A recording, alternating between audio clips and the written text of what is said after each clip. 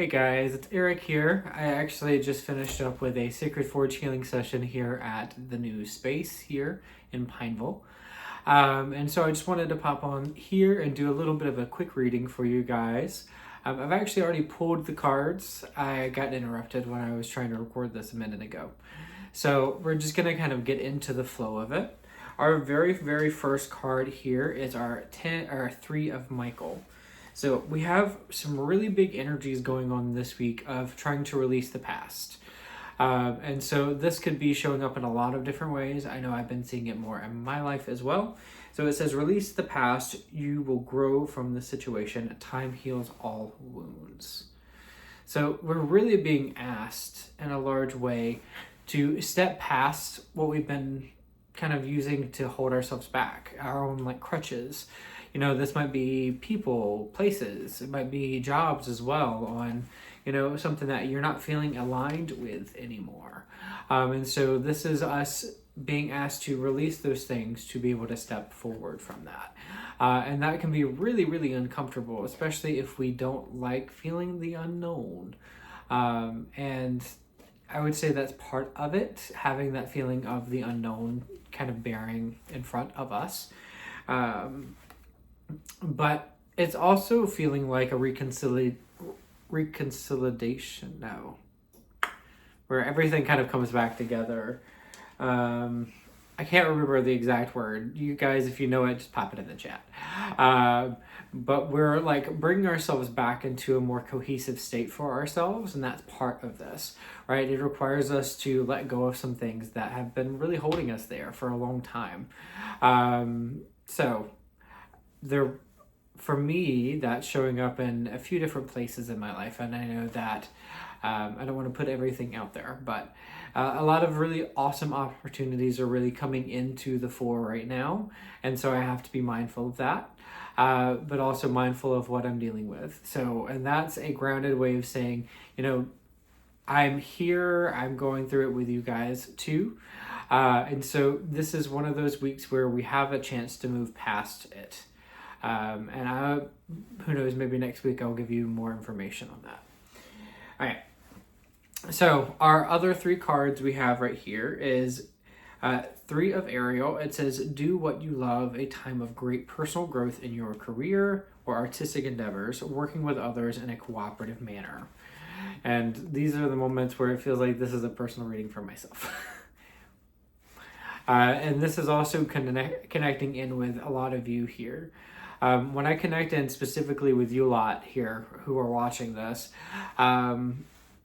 there's a want to be more playful with it, you know, like, you know, do what you love. I don't know, they're showing me like little like letter blocks from like when we were children. And for some of you, this is going back and saying, you know, what did I actually love back then? What did I actually aspire to be, and where am I now? Do I still want those things, or have I allowed life to say, like, kind of beat us up and say, no, that doesn't exist for you. Too bad. But we're really being asked to say, you know, not asked to say necessarily, but how can we step more into what we love? Maybe it is by opening a business. Who knows? For some of you, that is the case. For some of you, it feels like going out into the garden space and kind of frolicking. So we do have this kind of like, we have this big energy of just trying to be more jovial, more light with it, and really doing what we love. So we do have that cooperative manner, or yes, working with other people. We have that also kind of coming into the chat for us. So, you know, if you don't believe that something is possible just by yourself, maybe this is a time to look into other avenues of working with someone else to make something happen. And I will say that I have been experiencing that a whole lot lately, and it opens up so many different doors. You know, we like to be independent. We like to do our own kind of things, but working with other people can magnify what we do. You know, there's this whole thing in the spiritual community where one or more are gathered. I think this might be Christianity, but it still works where when more of us are put together, there's more that can be done, right? When our light meets another person's light, it magnifies. So with all of you, and this isn't just going into the spiritual realm or spiritual related businesses, this is going throughout all things, right? How can we work together cooperatively rather than as if we're all in competition, right? There might be this feeling like there is competition between everybody, and okay, that's what we've been taught, but we don't necessarily have to keep prescribing to that. So let's go into our next card here. So we have the Nine of Gabriel. It says, stay determined and move forward. Be prepared for any possibility in environmental activism. So this is reminding us, I would say, in a big part, that we might have an idea of what we want, but it doesn't always look the way that we want it to. Right. And so this is part of us, or part of a reminder for all of us to say, this is what I'm going for. We'll see what happens with, the exact outcome. And this is going to be really hard for those of you who really want to control the situation. Remember that although ultimately it's always in our control because we are God, we are spirit, we are source, we're connected with it all. Sometimes our higher self, our part of us that is God, has different plans for us. So if we are holding on to this one possibility as the only thing that would fulfill us, make us happy, or make us abundant, or what have you, then that's the only way, and that actually just might crush the energy that's trying to come to you. So this is a reminder for all of us to be open to the different possibilities that can happen, right? The environmental activism, the way that shows up for a few of you is planting a garden this week and being mindful of that. Maybe you want to plant more like vegetables or fruits, maybe a fruit tree like we have been doing here at our home, where we want to be a little bit more sustainable for ourselves.